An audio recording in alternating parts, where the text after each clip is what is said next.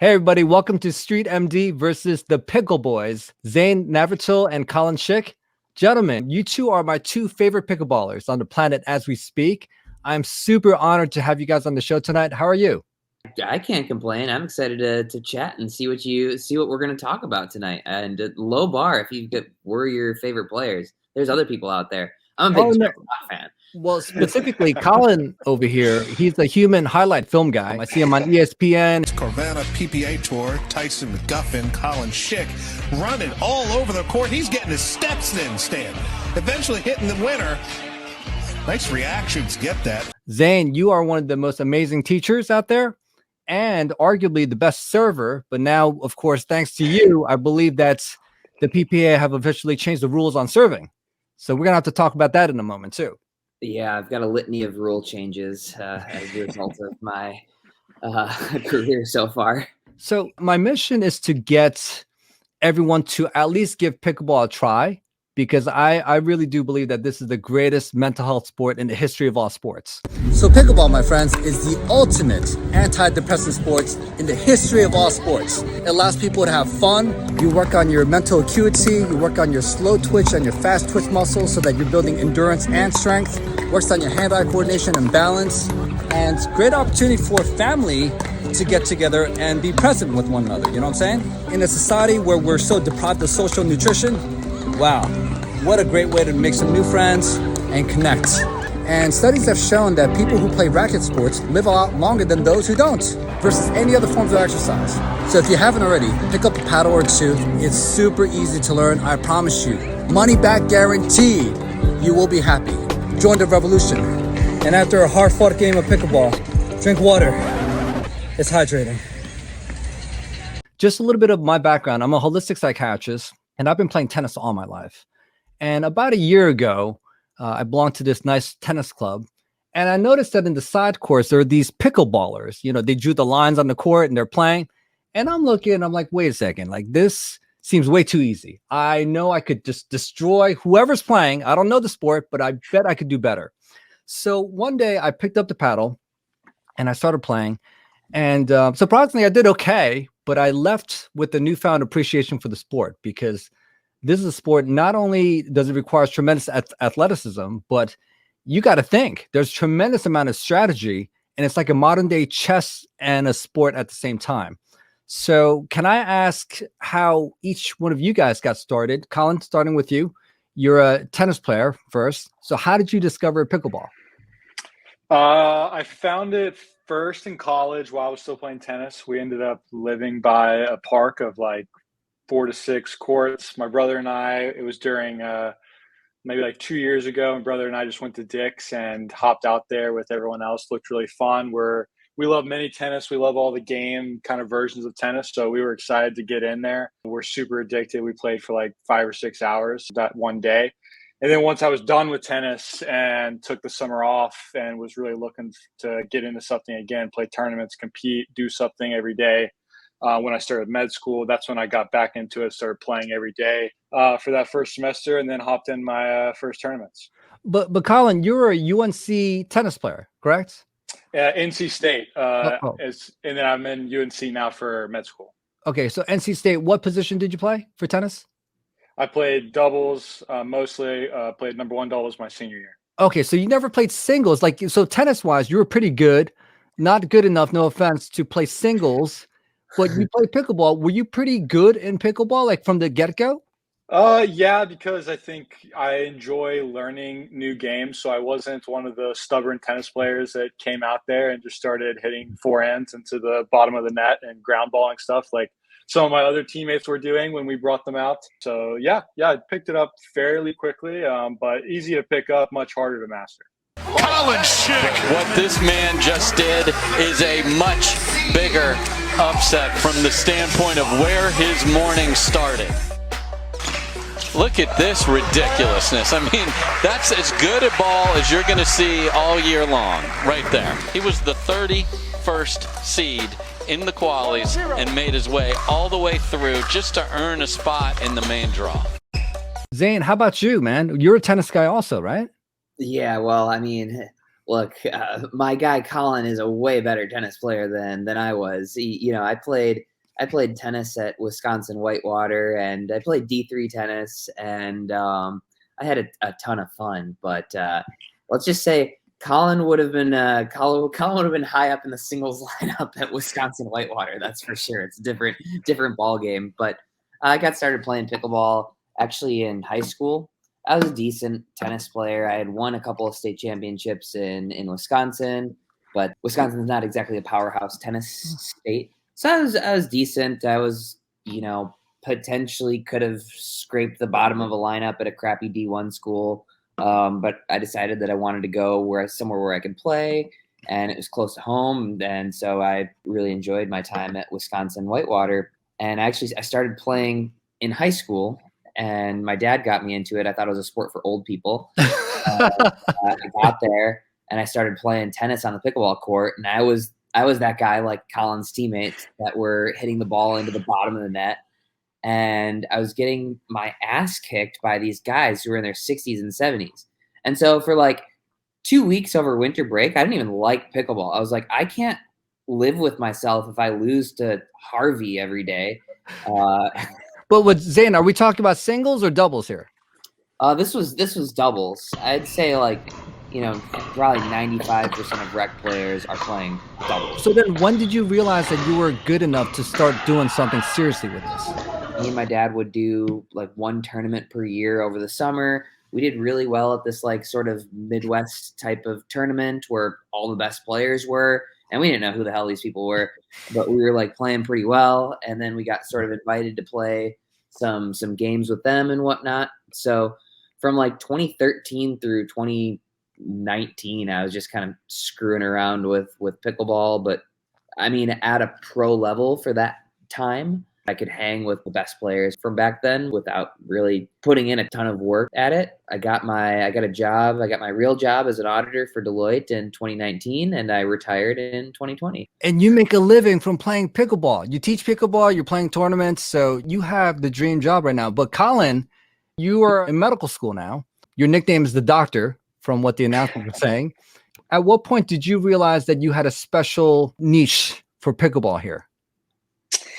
That first semester of med school is when I started really playing, and luckily there was a guy that played a lot of the singles pro tournaments that I ended up connecting with. He brought me out there and started showing me how to play singles, showed me the ropes, and I started doing well against him. So he's the one that got me to sign up for my first tournament and took me down to Florida, where I ended up doing very well. So it kind of took off from there. Who was it, Collin? Anton Goods. Oh yeah, okay, gotcha. Yeah. It's so I heard about you because I interviewed that dude Ben Johns. You might have heard of him, right? So I did an Instagram live with him, and the very next day he had this tournament and he played you. Oh my. Seriously. Forehand up the line.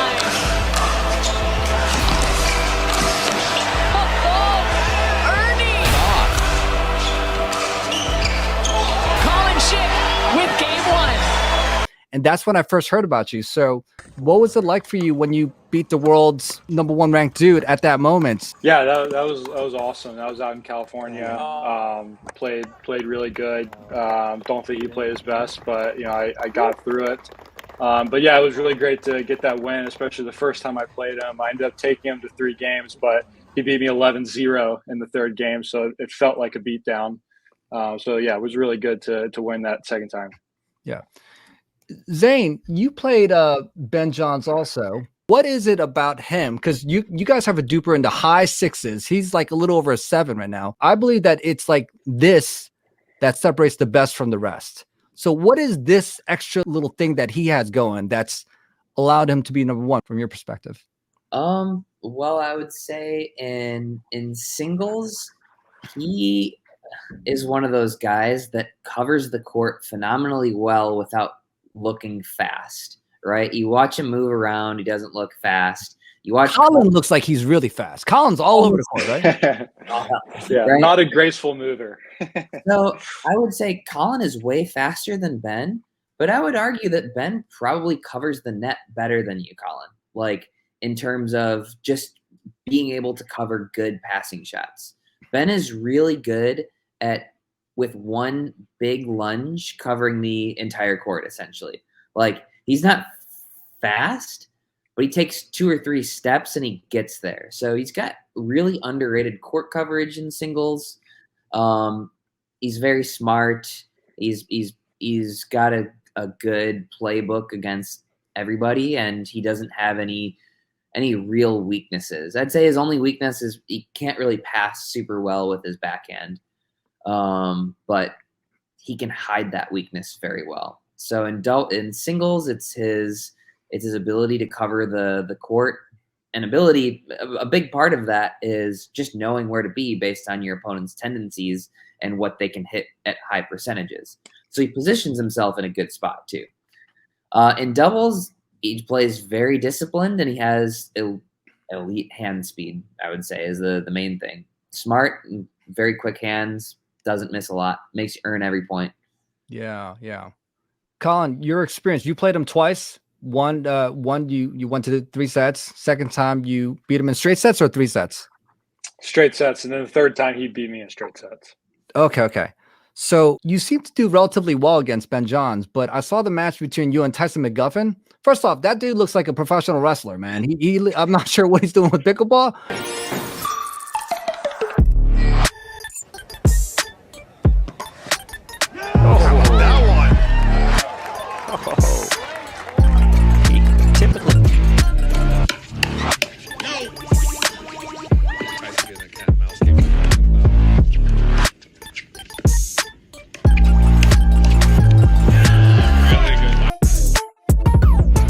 What is it about him that gives you a tough time? I don't know if you want to reveal that, on an interview here, but he seemed to have had your number that day. Ben, I feel like, is like a non-tennis player on the singles court, which interestingly I kind of like on the singles court because I feel like I'm always in control. He's the one giving me a chance to pass him, or at the kitchen, he's giving me the chance to create offense. Whereas a guy like Tyson is kind of the opposite, where he has the ability to go on a run and hit 7 winners by you. And to me, that's way more stressful than the match being always in my hands. Another example is there's a guy, Dylan Frazier, who's also like non-tennis when he's playing singles. And I've had a good record against him, I believe, for a lot of the same reasons. He just won the Hyundai Masters, right? That dude. Yeah. You have a good record against Dylan Frazier. Yeah, so I'm 3-0 against him, wow. and I think it's for a lot of the same reasons. Is he doesn't play like Tyson. He doesn't have that dangerous forehand that can pass you at any times. The match is kind of always in your hands, and it's always linking out to these longer rallies where I can then use my speed. So I'm on a mission to get everyone, my audience and everyone around here, my clients, it's my office, to play pickleball because it's such a unique sport. I've never played a sport that's just so amazingly good for one's mental health. Not only is it a lot of fun, but you get to work on your agility. It's a great aerobic exercise. It's a strategy game. And in a world that's so deprived of social nutrition, this is a sport. I've never played a sport where everyone's just so kind to one another. Now, maybe at your level, you guys want to like probably cut through or kill each other. But, in the beginning, there are a lot of these old folks that are like just lonely, and a lot of kids that are just staring at their phones, playing video games up to 12 hours a day. Technology addiction is a big deal. So technology has allowed people to connect with one another, but to really get them to like care and develop a relationship on a meaningful level, that is a lot different nowadays than back in the day when I was growing up. So I feel like this sport gives people an opportunity, especially when they're lonely and they're disconnected, to connect with one another and have fun and play again.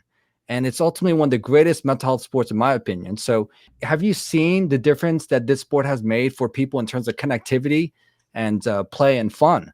Yeah, definitely. I mean, I think the first thing that I noticed is that community that you're talking about.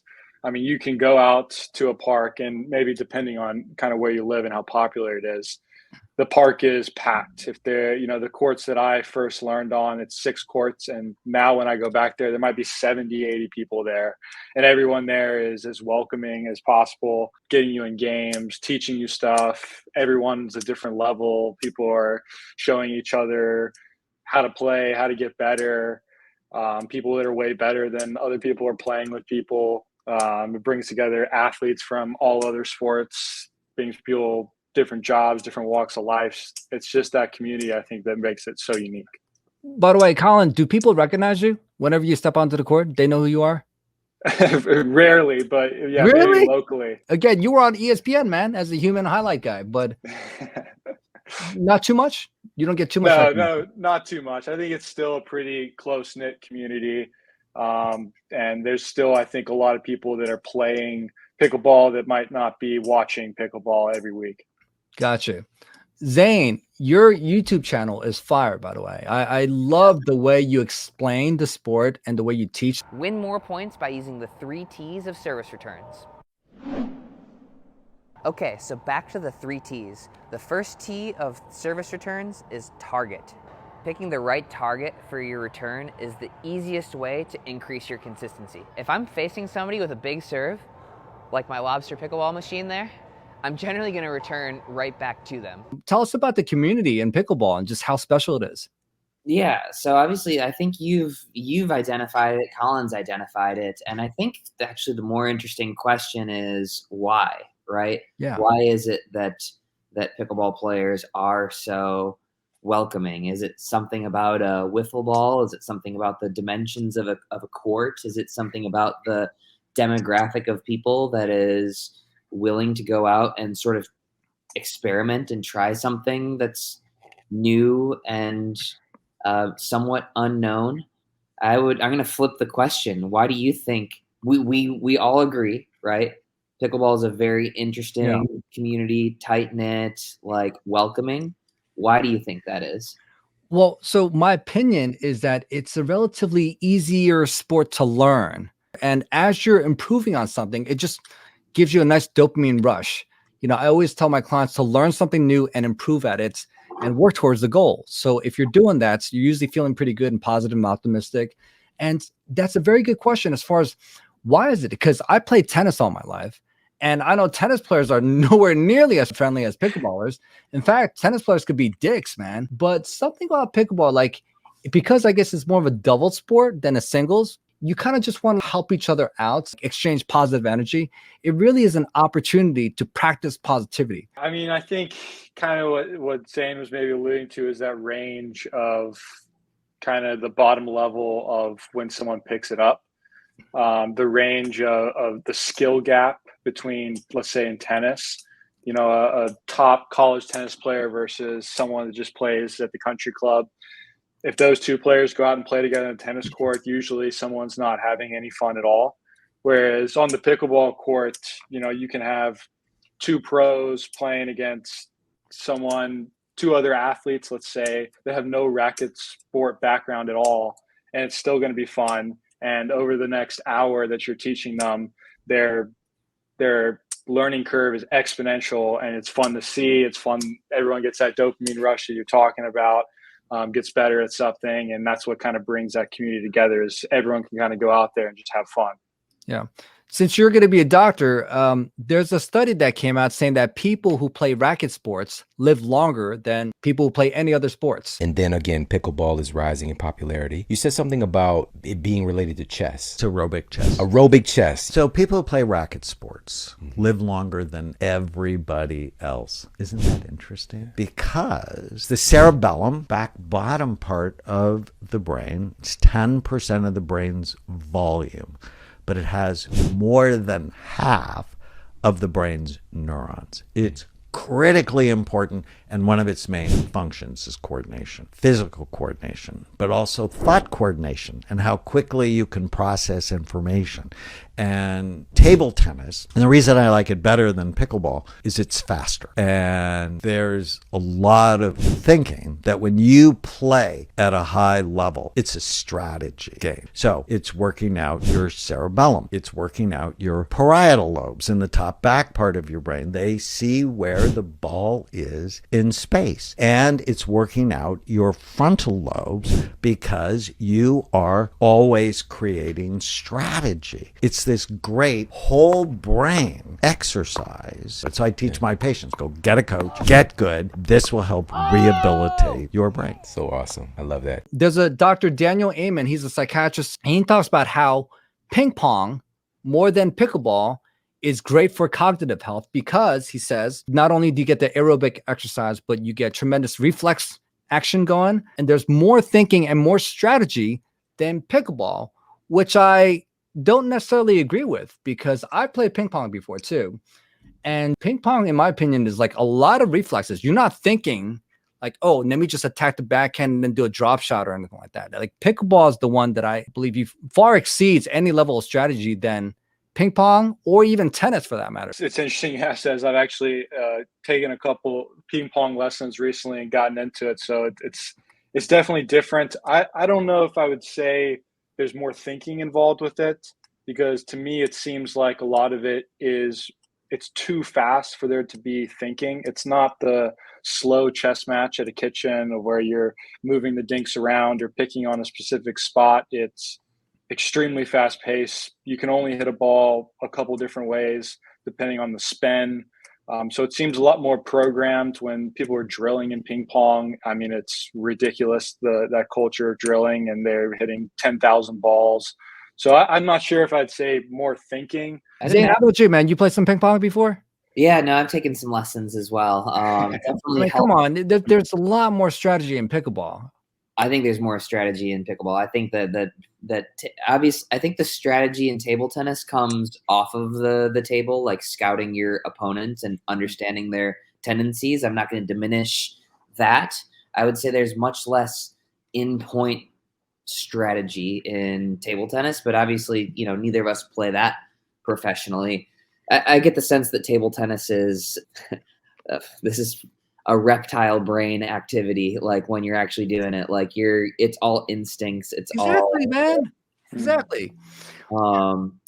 But I'm curious what you guys think as doctors about that study that showed that people who play racket sports tend to live longer. Yeah, well, I'd like to look at it because I just generally I wonder about stuff like that and whether what's been controlled for, right? So are they? Well, me and Collin are still alive, so that's something. We're still alive. There we go.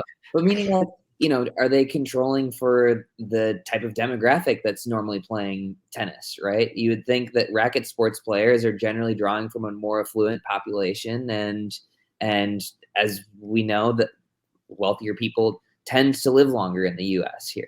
That's an excellent point. Yeah. I would love to see a study with children with ADHD when they play pickleball versus any other sport to see if they could focus any better.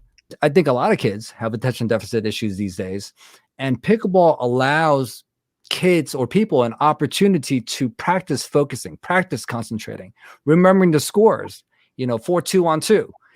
Keeping track of the scores. And also, especially with the hyperactivity and the restlessness, I mean, these guys are moving all over the place. So we need to burn that energy, instead of just medicating and suppressing symptoms here. So I would love to see a study on ADHD and pickleball. I'm willing to bet anything that it's tremendously beneficial. I mean, I would guess so. You fall asleep for a second in pickleball and you're toast. Yeah. Collin, this is something that I've always wanted to ask you, my friend.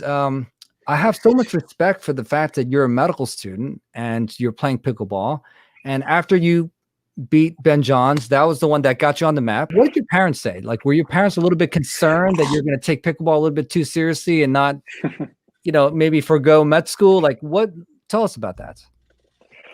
Yeah, no, they're very happy about it. I would say my parents are very chill and just supportive in general. They are both doctors, but they're not the docs that were always kind of trying to like force me to go into medicine or anything like that. In fact, I'd say the opposite. They kind of pushed me away from it. So yeah, super supportive of it. You know, when I was saying I'm going to travel around and play more tournaments, you know, they said, great, when can we come watch? I would imagine that, Zane, you're probably playing more pickleball than Collin. Collin, you're in the middle of studying for your boards right now, bro, right? So yeah, you just came back from the Hyundai Masters, and I imagine you're not playing as much as some of these other pros. So if you really committed to it, aren't you curious to know how far you could take this? Yeah, and I'm actually, so I have 4 weeks until I take step one. So yeah, this next 4 weeks, obviously I'm grinding and not playing as much and haven't gotten to play as much with classes and stuff, but I've made it work.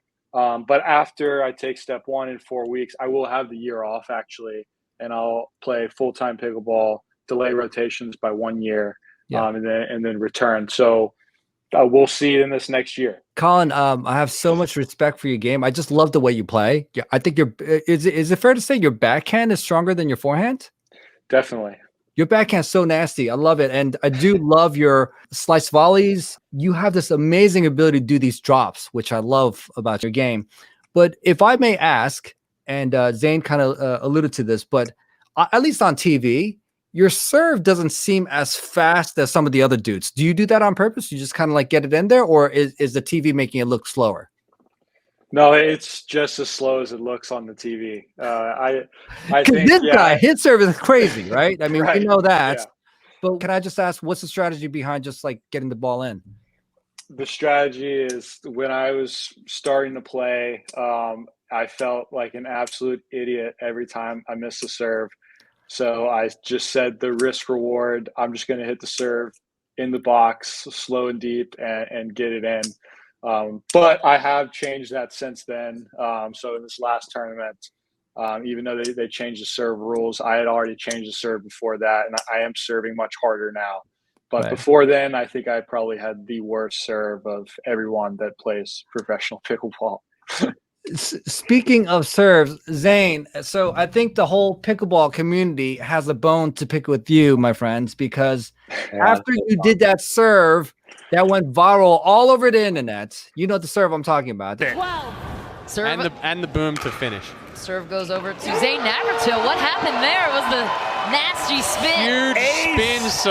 Huge spin sub. So now I think a lot of people are very confused as to what is what. So can you please kindly explain what the rules are now and how you feel about it? Yeah, well, I mean, like there's been a lot of changes of the serve rules over the last 3 years, and that's kind of a long history. But I'll go through it relatively quickly. But in 2020, we had COVID. They adjusted the rules in 2020 to allow you to serve without touching the ball. So you could place the ball on top of your paddle and toss it up to yourself. That went into effect in January of 2021. Well, I thought to myself, okay, if you're allowed to toss the ball off of your paddle, couldn't you spin the ball off of your paddle? So I did that for one tournament in 2021. I was supposed to play a PPA tournament the next weekend, and they said, you can't spin the ball off the paddle. We're not going to follow USA Pickleball rules. You can't do that. So instead of spinning the ball off of the top of the paddle, I'm holding the paddle here, and I spin the ball off of my fingertips, and that was allowed. That's how I served in 2021. In 2021, they banned the two-handed USA Pickleball banned the two-handed spin serve. Wait, well, how are you holding the paddle then? If you're I wish I had a paddle right here. Let's imagine my phone is the paddle, right? So I'm gripping it here, and I'm sticking my fingers out like this. Oh, paddle. I'm putting the ball on my fingers and spinning. So that's how I served in 2021. That was called the chainsaw because it looks like you're starting up a chainsaw. Yeah. In 2022, they had banned the chainsaw, so I started taking the ball between my middle finger and my thumb and snapping the ball to impart spin on the toss, and then that got banned. And then 2023, everybody served normal except for Tyson, who was serving from his nipples. And now they started doing this whatever they did at the Hyundai Masters, which is just a bastardized version of the drop serve. New PPA serving rules. You have to release ball below your waist. Can't toss ball up. Tossing hand has to be face down. End result. What do you think? Basically, they want to dumb down the serve to where it's not a weapon, yet it's a completely subjective rule. The only way to actually have a real rule surrounding serves is to utilize the drop serve rule. I'm sorry, man. Ben Johns got screwed on that deal at the Hyundai Masters because in the third set, he got called for a fault twice. Thrilling matchup for you. Annalie Waters, world number 1, 16-year-old sensation, taking on tennis pro Caitlin Christian, coming over to the pro pickleball scene. 3-4. Fault. Another service fault on the serve, saying that his hand came up, I believe, on that toss. And Ben is, I think, arguing that it did not.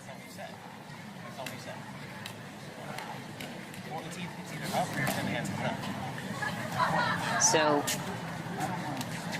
there's no tossing the ball up on the serve. The ball must leave the hand in a downward motion, and the ball also must leave the hand at or below the top of the hip. So have another look. What do you think, according to those 3 nuances? Looks a little high. Yeah, it's pretty high. But his contact point is below the hip. My understanding is you got to have the ball palm down, and the ball has to be at your waist or lower, and you could just drop it. You can't toss the ball up. You just have to drop it and hit it.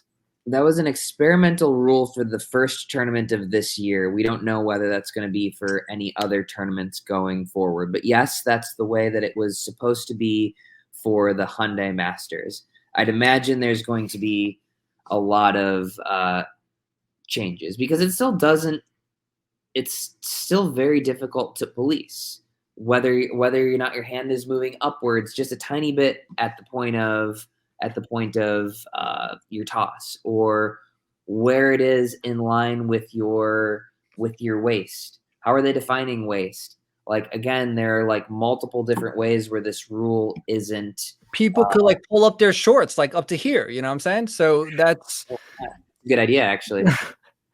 Collin, how do you feel about that stuff from your perspective? Do you think that they should no longer weaponize serves? Because in tennis, like, you got people like Nick Kyrgios, serving 139. Well, Ben Shelton now, 149 miles per hour. I mean, it's a weapon. It's an advantage. Why should we take that advantage away?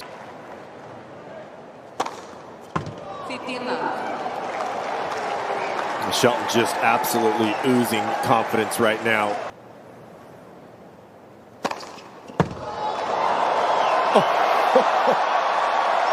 Well, there's the fastest serve of the tournament. He already had it at 140.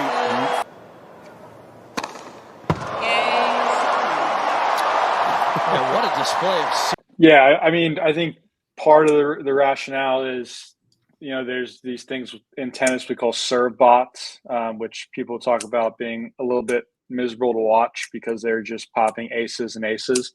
So I think the idea is not to get too far in that direction where the serve is, we're basically just, it's not pickleball anymore. We're playing tennis where people are just blasting serves. But as far as it never being a weapon, I think, kind of no matter what the rule is, it's going to be a weapon because some people are going to be better at it than other people always. No matter what the rule is, people are going to find ways to push the rule to its absolute limit. You even saw that at the Masters. I'd say when I played it, I played against Pickleball in mixed doubles, and his serve was completely legal, but he was still blasting serves at me. He's a lot taller too, so your height plays a big role in dropping the ball directly down if you're 7 feet tall versus if you're small. So yeah, I don't know what the right rule is for the serve, but I didn't mind it. I think it's got to be a little bit more clear because I'd say each day there was a lot. It depended on what ref was there, who was calling you, how many times you're getting called. So I think consistency is just key, but I think it's going to be a weapon to some degree no matter what. Yeah, my humble opinion, I think it should be. If you work on your serve and you got a kick-ass serve, like, why not?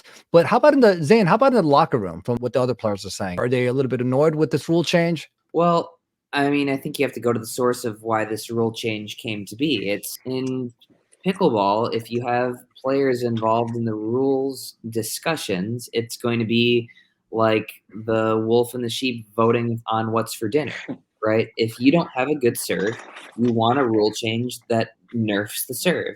If you do have a good serve, you want to continue to use the serve as a weapon. So I think that this needs to be driven by what's more viewer friendly and not what the pros want.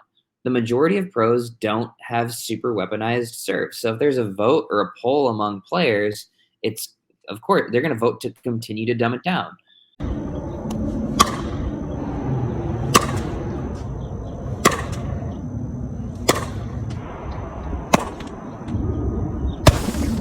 But is that better for the professional game? Is that more entertaining for a viewer if we're just hitting lollipop serves in there and just starting the point? I would argue no. And the real viability of this business comes not from how happy the players are, but how happy the consumers are. If nobody wants to turn on and watch pickleball, like, it doesn't matter if Collin and I are super happy about the way that we're playing, like, we're not going to get paid. So most of the players, I don't think, separate what's good for them from what's good for the game. Yeah. And I don't blame them for that. I think that's natural, but I think that's a fact. I think that players speak in their self-interest when it comes to rule changes. Yeah, yeah. But as a fan, I'm saying if you do that crazy spin serve and ace somebody, people would love to see that kind of stuff. But I could also see from the PPA standpoint that if you got a kick-ass serve like that, you know, you could have that ball, you know, from 0 to 11, and then the other person may never get a chance to hit it. But that's the advantage of working on your serve. So we'll see how the rules eventually change. But I would like to see more weaponized serve. It makes the game more fun to watch, to be honest, man. Yeah, and the interesting thing is they're letting everything else become a weapon. The paddles are a weapon now. Like, these paddles are spinnier and poppier than ever before, yet we're trying to nerf the serve further and further.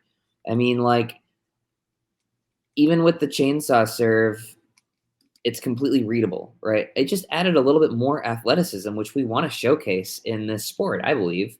So yeah, no, we don't want serve bots, right? We absolutely don't. I agree with that. Like, that's not fun to watch in tennis, but like, we also don't want super static, unathletic pickleball, because that's not fun to watch either. Yeah. When I'm watching highlights, and especially with mixed doubles, I see the men hogging the shit out of the ball, man. I mean, I don't know if that's just part of the strategy or just the way it's supposed to be. How do you guys feel about that? In fact, Collin, when I watched you playing with Jack Sock, he seemed like, you know, he was kind of like the more dominant player amongst the team. Is that the best strategy, to have like that one person who kind of hogs it? How do you respond to this?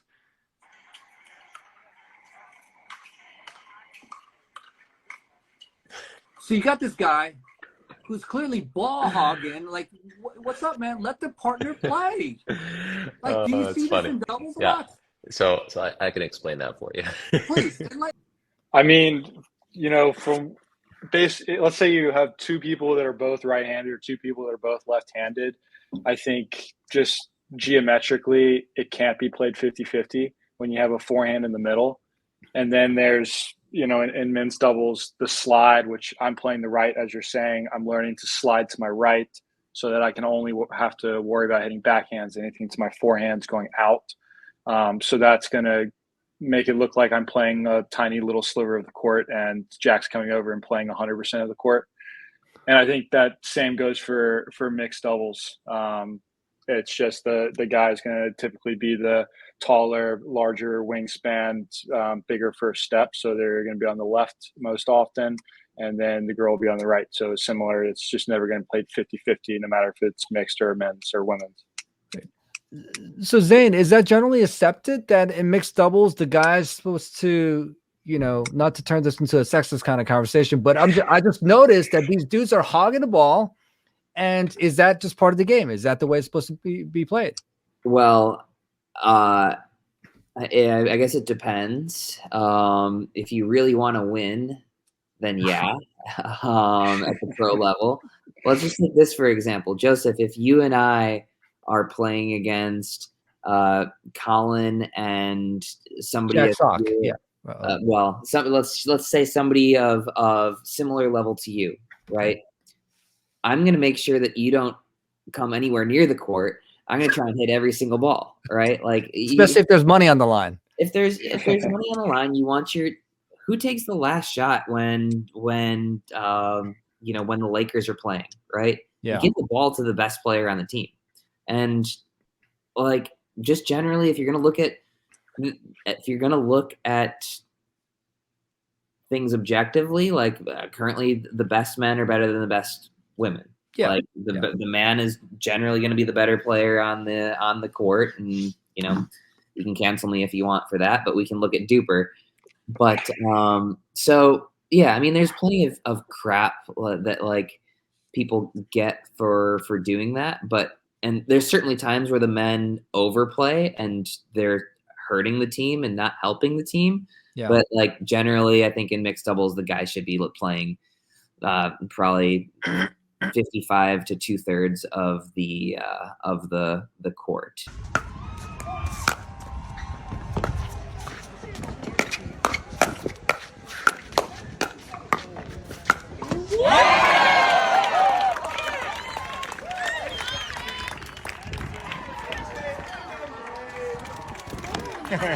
I mean, for the young bucks watching this, if you guys have a hot date, let her hit the ball. You know what I'm saying? You don't have to win all the time. Like, let her have fun.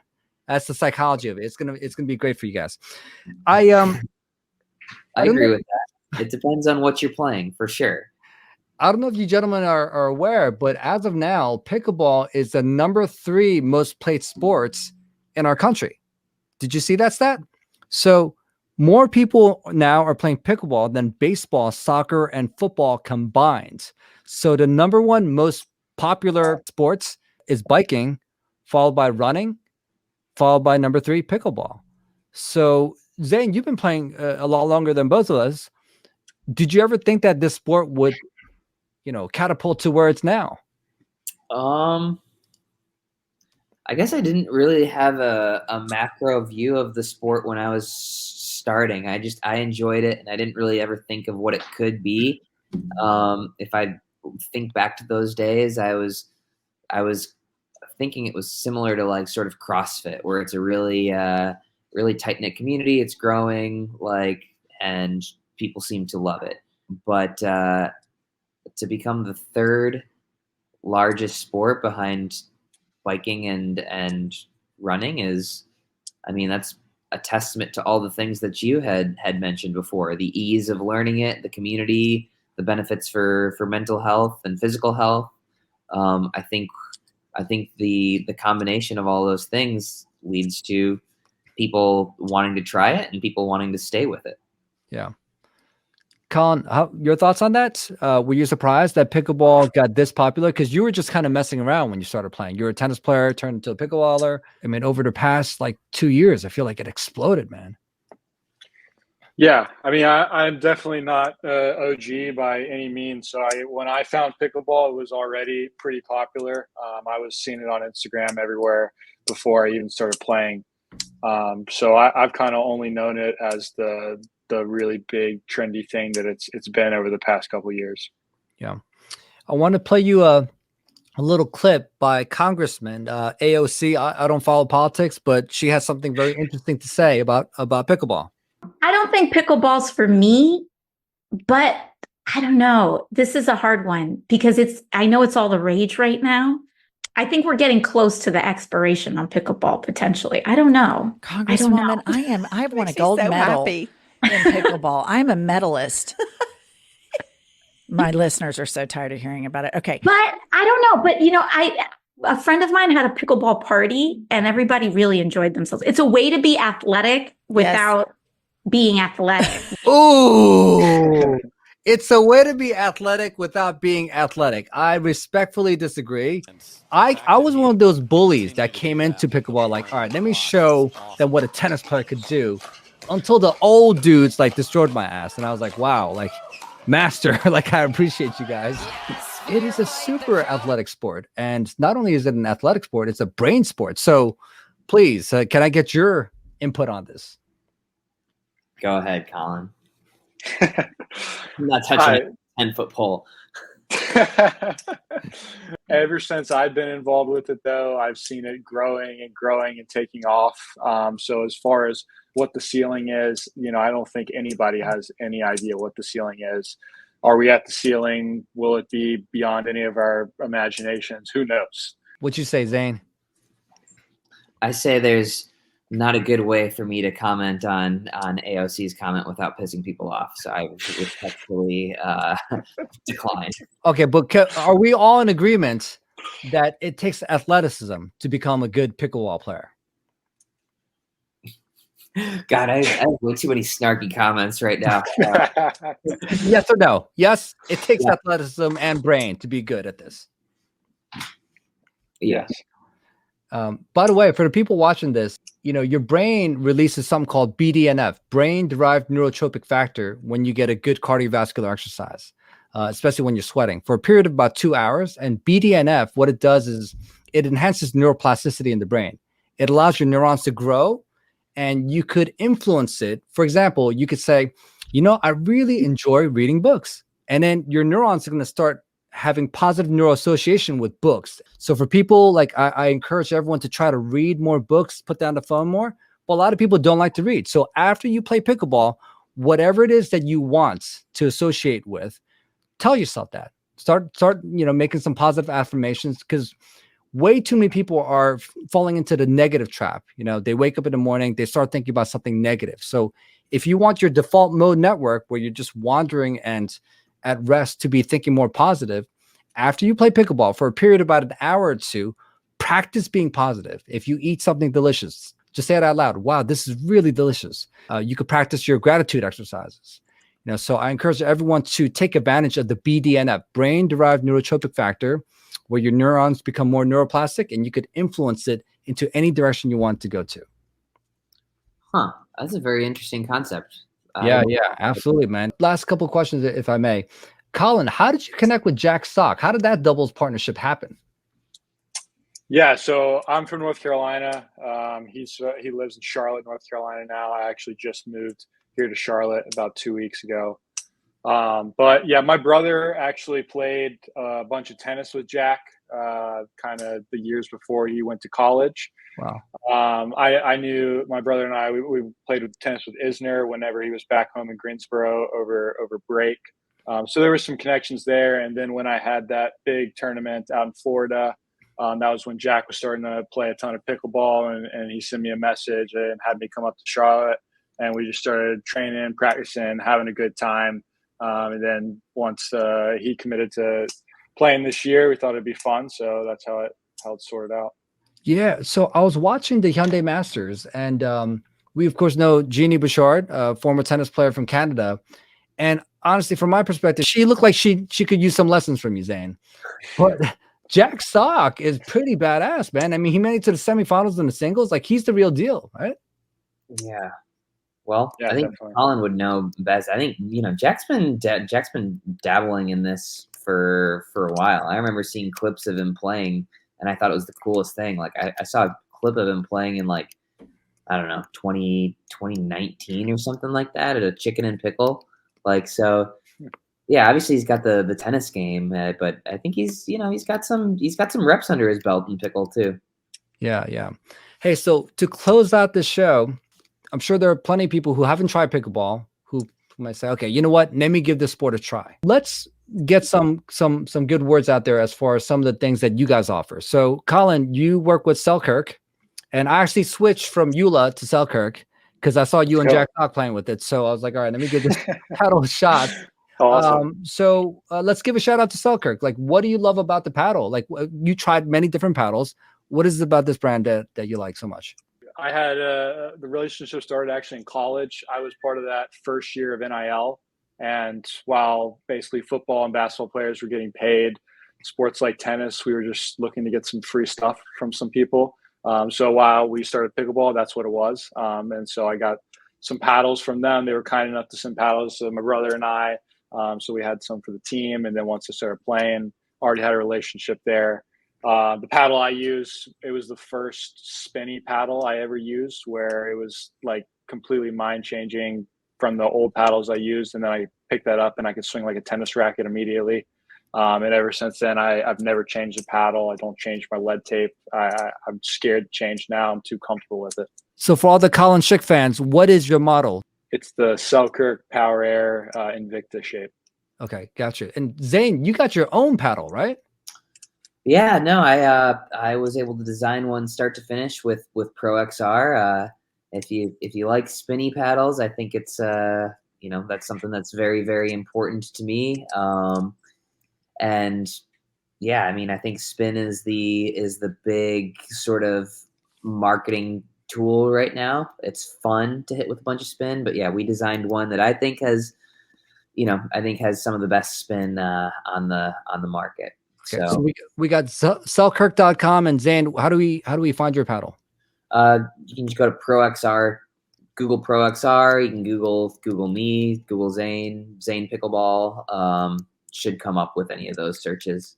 Awesome. And for the people watching this, check out Zane's YouTube channel. Yeah, he's one of the best teachers, and you give some awesome tips in like 5-7 minute clips. So keep doing the work that you're doing, brother. And Collin, do you have a YouTube channel or just your Instagram? Yeah, just Instagram. Okay. All right, good, Doctor. Hey, guys, thank you so much for coming and joining this interview. I have so much respect for both of you, and let's get the word out there. Let's keep pushing this amazing sport out to the good people out there.